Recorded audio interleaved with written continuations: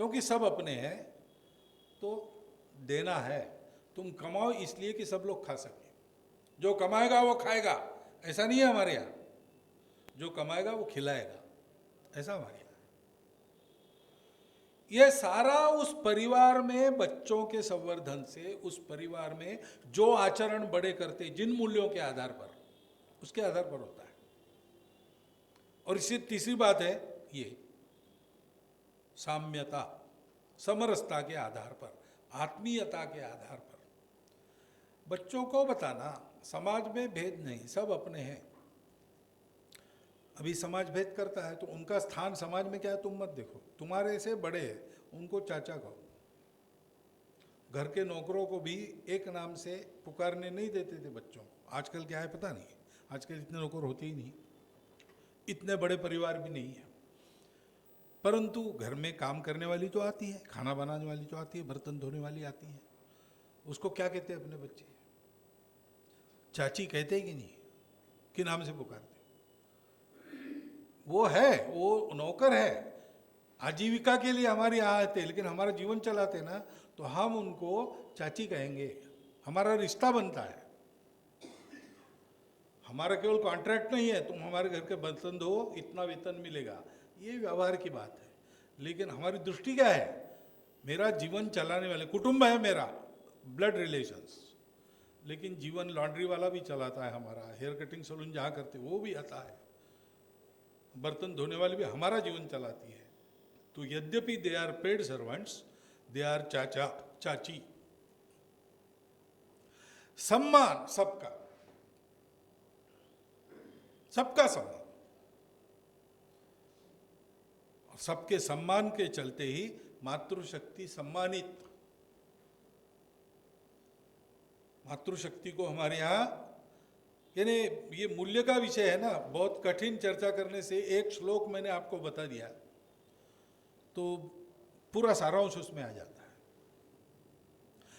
मातृवत परदारेषु,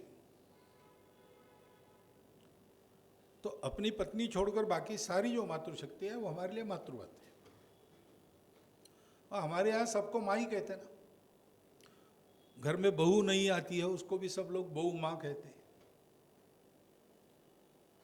बड़ी दीदी, छोटी दीदी, मझली दीदी ऐसा कहते हैं।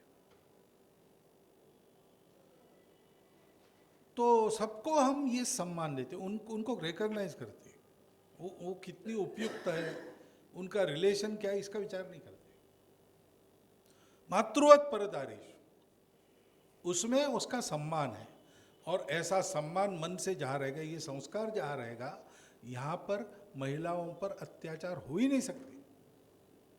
जब वो निर्भया वाला मामला हुआ था तब एक इंटरव्यू में एक पत्रकार ने कहा था, महिला पत्रकार ने, जब वो सजा हो गई अपराधियों, तो सामाजिक डिस्कशन, पैनल डिस्कशन में वो थी पत्रकार महिला, उसने कहा कि सजा हो गई तो क्या हो गया, 4 दिन आनंद होगा, बाद में क्या, अत्याचार रुकेंगे क्या? जब तक पुरुषों की महिलाओं की ओर देखने की दृष्टि नहीं बदलती तब तक ये अपराध होते रहेंगे। हमारे यहाँ बचपन से ये दृष्टि दी जाती है, सब दीदी, पड़ोस की लड़की भी आएंगी खेलने के लिए, बड़ी है तो दीदी, और ये बड़ा है लड़का तो वो उसको बड़े भैया कहती है। रक्षाबंधन के समय राखी बांधते एक दूसरे, भैया दूज के समय एक दूसरे घर जाके ये करते हैं। देखने की दृष्टि ही पहले से ऐसे। महिला एक हमारे जैसी एक मनुष्य प्राणी, उसका एक प्रकार है, वो कोई अलग नहीं है, वो भोग वस्तु नहीं है। उसको लालच से नहीं देखना, उसको प्रेम से देखना, आत्मीयता से देखना, आदरपूर्वक देखना। मातृवत परदारेषु परद्रव्येषु लोष्ठवत, सब अपने हैं इसलिए किसी का लेना नहीं, अपने कमाई से खाना। वो कमाता है या उसको ज़्यादा मिला है वो उसका नहीं है, और तुम कमाते हो तुमको मिला है वो तुम्हारा नहीं है, ये सारा भगवान का है। ईशावास्यम इदम सर्वम यत्किंचन जगत्याम जगत तेन त्यक्तेन भुंजिता। तो जो मिला है वो भी सबको बांटने के बाद बाकी खाओ। तो लड़का देखता है, पिताजी आते हैं, वेतन आता है, अब मुझे नया कपड़ा, स्कूल का ड्रेस, अब स्कूल शुरू होगा, स्कूल का ड्रेस चाहिए, पैसा कम है घर में, तो पिताजी फटी बनियन को और 2 महीना चलाते, मुझे स्कूल का ड्रेस देते। दाई नीड इज ग्रेटर वाली बात हम अपने आप परिवार में सीखते हैं और किसी का लेते नहीं है। बच्चों को कहानी बता, जब बचपन में आपने भी सुनी है, एक लकड़ी तोड़ने वाला था, तो उसका बच्चा वो भी एक छोटी कुल्हाड़ी लेके गया लकड़ी तोड़ने के लिए। अब अभ्यास नहीं था तो वो कुल्हाड़ी हाथ से छूट गई, सामने बहते नदी में गिर गई, तो रोने लगा। तो वहां पर आ गया एक कहते भगवान ही आ गया रूप बदल के, अरे क्या हो गया? नहीं मेरी वो कुल्हाड़ी गिर गई। तो अच्छा मैं ला देता हूँ। तो उसने गोता लगाया नदी में और एक सोने की कुल्हाड़ी ला कर दी उसको। उसने कहा कुल्हाड़ी तो अच्छी है लेकिन ये मेरी नहीं है, मुझे नहीं चाहिए, मेरी कुल्हाड़ी चाहिए।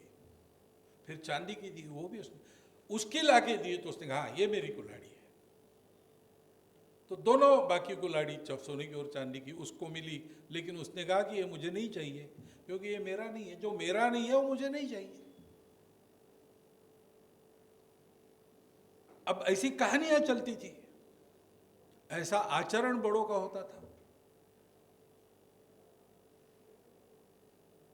घर में ज्यादा कमाओ, ज्यादा कमाओ, ज्यादा कमाओ, ऐसा नहीं बताते थे। जो भी कमाओगे तो बांटना कैसे, ये सिखाते थे। धन की लालच नहीं सिखाई करियर के नाम पर। इसकी चिंता नहीं होती थी माँ बाप को कि कितना कमाएगा, कितना अधिक कमाएगा, नौकरी अच्छी लगे, बहुत ज़्यादा वेतन हो, ऊपर की कमाई भी हो, ऐसा विचार ही नहीं होता था। हिम्मत दी जाती थी, जहाँ भी फेंकेंगे अपने पैर पर खड़ा होगा। इतना सिखाया है, ऐसा सिखाया है कि किसी के सामने हाथ पसारने की नौबत नहीं आएगी। ये बात है, ये मूल्य है अपना। आत्मवत मातृवत परदारेषु परद्रव्येषु लोष्ठवत आत्मवत सर्वभूतेषु।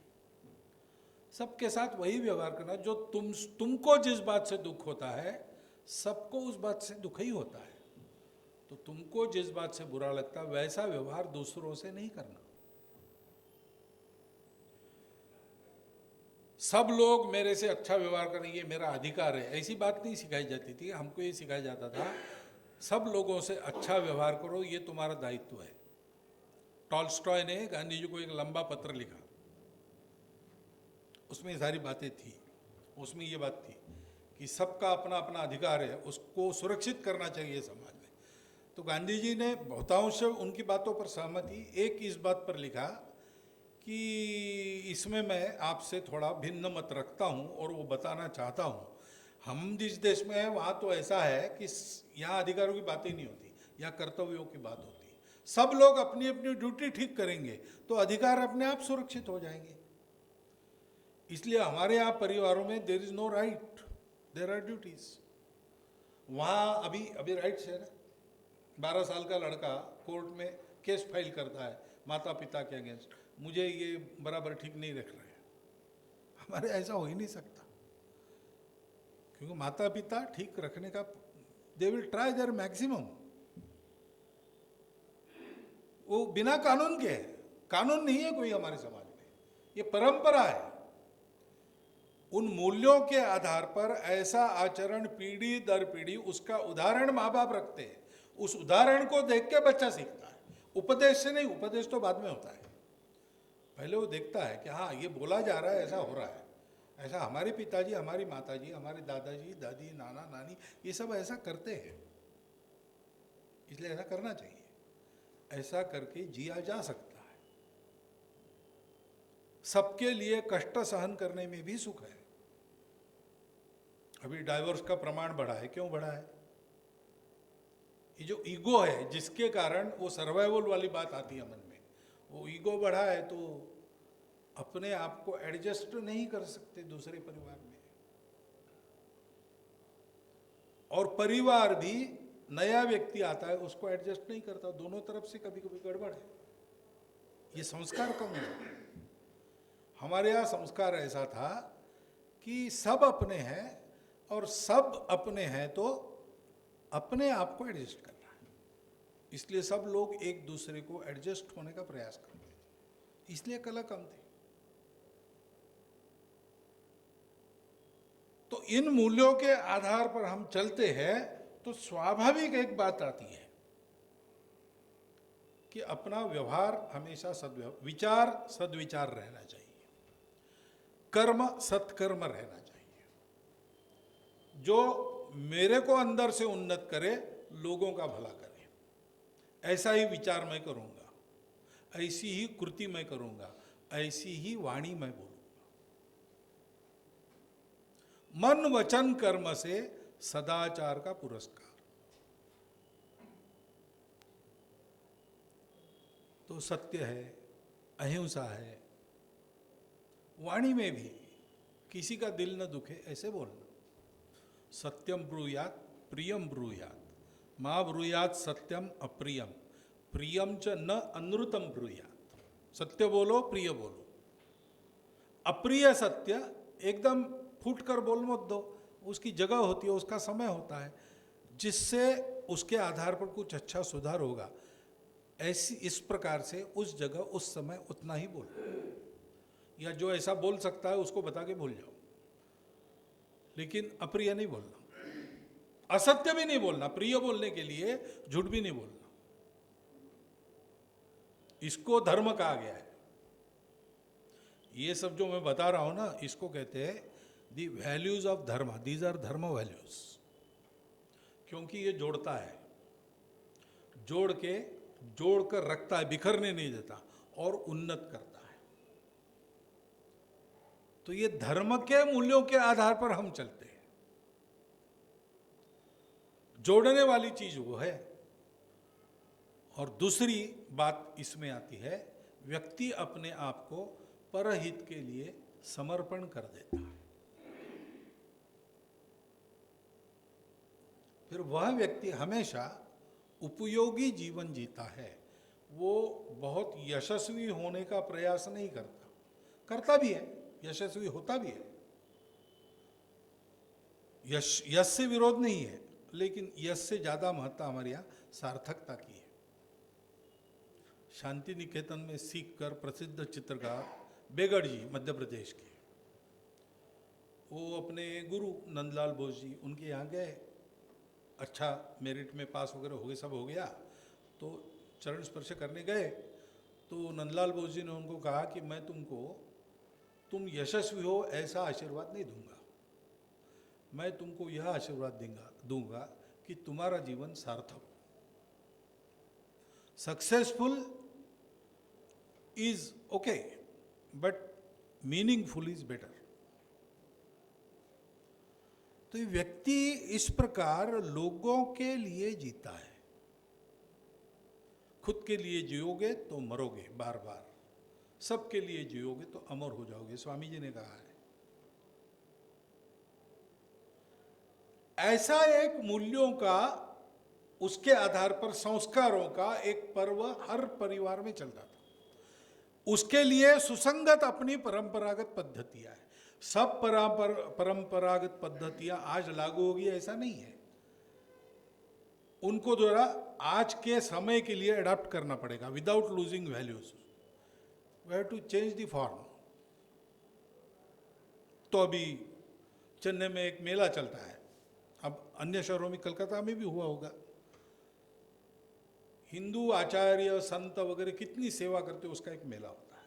उस मेले के आधार पर 5 प्रकार के कार्यक्रम उन्होंने किए। तो मातृशक्ति पूजन, प्रकृति पूजन, ऐसे तरह तरह के 5 कार्यक्रम किए उन्होंने, विद्यालयों में लागू किए। वो क्या है, वो कार्यक्रम सारे अपने उन सनातन मूल्यों को आज के समाज को समझ में आए और करते बने, इस फॉर्म में उन्होंने रखा। अब जो पहली बात मैंने बताई, संत जी का संदेश आया कि क्या हो रहा है, आप कुछ ध्यान दो, तो ये सुन के आपको भी लगा होगा कि क्या हो रहा है। ये चिंता तो आज सबके मन में है, क्योंकि परिवार ठीक रहता है तो समाज ठीक रहता है, समाज ठीक रहेगा तो अपना देश ठीक रहेगा, देश ठीक रहेगा तो हम ठीक रहेंगे, और मानवता को ठीक रखने का वही उपाय है। अपने यहाँ individual is not the unit of the society. व्यक्ति ये समाज का घटक जरूर है, परंतु समाज का जो यूनिट है वो है परिवार। सामाजिक, सांस्कृतिक, आर्थिक सब प्रकार का क्रिएशन उस परिवार में होता है। इन सब बातों के लिए तैयारी यंग जनरेशन की हमारे इन परिवारों में होती है, और उसके आधार पर अपना देश चलता है। इसलिए 800,000 साल हमने आक्रमण झेले, सारा विध्वंस झेला, फिर भी हम अभी भी है। और आज मार्गारेट थैचर जैसी महिला कह रही थी, वहाँ हिंदू स्वयंसेवक संघ का संक्रांति उत्सव हुआ, वो चीफ गेस्ट के नाते आई इन 1991। तो उसने भाषण में कहा कि आप हिंदू लोग हमारे देश के लिए बहुत एक आधार की बात हो, क्योंकि हम देखते हैं कि आप अपने परिवार की कितनी सेवा करते हैं। हमारे यहाँ माता पिता वृद्ध हो जाते, बीमार हो जाते हैं, जीवन ऐसा है कि समय नहीं रहता उनकी सेवा करने के लिए, तो उनको वृद्धाश्रम में पहुँचाते, क्योंकि दोनों कमाने वाले हैं, पुत्र और बहू दोनों कमाते हैं, तो छुट्टी नहीं मिलती। लेकिन भारतीय परिवार जो वहाँ है, ऐसा अगर हो गया तो कोई एक अपनी नौकरी छोड़ देता है और वो सेवा में लग जाता है, वृद्धाश्रम में नहीं भेजता है। हमको आपके फैमिली सिस्टम का अनुकरण करने की इच्छा है, उसके लिए हम उसका स्टडी कर रहे हैं, ऐसा उस समय उन्होंने कहा था। तो मूल्यों की लिस्ट या मूल्यों के आधार पर व्यवहार की लिस्ट तो बहुत बड़ी कर सकते हैं, लेकिन आज हम देखते हैं कि अपने परिवार की जो ट्रेडिशंस है वो हमको आत्मीयता सिखाती है, ये समर्पण सिखाती है, सबके लिए जीना सिखाते हैं, पशु पक्षी पर्यावरण सबके लिए जीना सिखाती है, और एक उत्तम सामाजिक मनुष्य अपने घर के बालक को बनाती है। अभी परिवारों की परिस्थिति बदल गई, छोटे हो गए, कोई बात नहीं, लेकिन ये चर्चा अपने घर में करते हुए अपने नई पीढ़ी को हमने इन वैल्यूज़ को देने की आवश्यकता है, क्योंकि केवल शरीर मन बुद्धि के आधार पर सोच जो थी है अभी भी वो अधूरी है। इसका रियलाइजेशन सारे दुनिया में आया है, और कोरोना काल में विशेष रूप से आया है। कोरोना काल में लोगों को कमाई वगैरह बंद करके घर में रहने का अवसर मिला, इसलिए घर में साथ रहने के और घर में गपशप करने के, घर में छोटी छोटी बातों में सब ने मिलके आनंद लेने के क्या सुपरिणाम होते हैं मनुष्य के स्वास्थ्य से लेकर तो समाज के स्वास्थ्य पर, वो सब ने देखा है। पर्यावरण की हानि करने वाले उद्योग बंद करके घर में रह के थोड़ी बहुत पर्यावरण की और कुछ पर्यावरण का विकास करने वाली छोटी छोटी बातें की तो पर्यावरण में कितना अंतर आया, दुनिया ने देखा है। और इसलिए दुनिया आज एक नया दृष्टिकोण चाहती है, जो नया दृष्टिकोण उनको अपने पुराने दृष्टिकोण में दिखता है। आवश्यकता है इस पुराने दृष्टिकोण के आधार पर जो मूल्य बने वो तो नहीं बदलेंगे, मूल्यों के आधार पर जो रूप है एक्शन का वो समय के अनुसार बदल सकता है। जैसे अपने यहाँ पंचयज्ञ थे, देवयज्ञ, पितृयज्ञ वगैरह, आज हम ऐसा कह सकते हैं, हमारे सूरज जी सोनी जी है, उनकी एक पुस्तक है पंचयज्ञ, तो उस पंचयज्ञ का रूप आज के समय में क्या हो सकता है? यज्ञों का प्रकार है, गीता में ज्ञान यज्ञ वगैरह वगैरह वर्णन है। तो आज की स्थिति में पर्यावरण को ठीक रखना, उसके लिए अपने घर में क्या करना, वो एक यज्ञ का रूप हो सकता है। आसपास के जो गरीब लोग हैं उनके लिए हम क्या कर सकते हैं समाज के लिए, एक यज्ञ का रूप हो सकता है। ऐसा आधुनिक काल के सुसंगत रूप को लाते हुए उन पुराने मूल्यों के आधार पर कुटुंब के संस्कारों की पुनर्रचना करना, इसकी आवश्यकता है। हम अपने अपने कुटुंब में इसको कर सकते हैं, अभी से प्रारंभ कर सकते हैं। ये विषय कोरा थियरी का विषय नहीं है, ये अपने अपने घर में करने का विषय है, क्योंकि हमारे उन मूल्यों के आधार पर मनुष्य एक नम्र, उपकारी, कर्तृत्व संपन्न तेजस्वी, लेकिन अपने विद्या का उपयोग लोगों का ज्ञान बढ़ाने वाला, अपने धन का उपयोग दान करके या उस पैसे का उपयोग करके लोगों के दुख दूर करने वाला, और अपने बल का उपयोग करके दुर्बलों की रक्षा करने वाला मनुष्य उससे बनता है, उसकी आवश्यकता है। और इसलिए इस विषय को मैंने आपके सामने आपके चिंतन के लिए रखा है, ताकि अपने अपने घर में और ऐसे प्रयोग करके, मूल्य का है हम जानते, कोई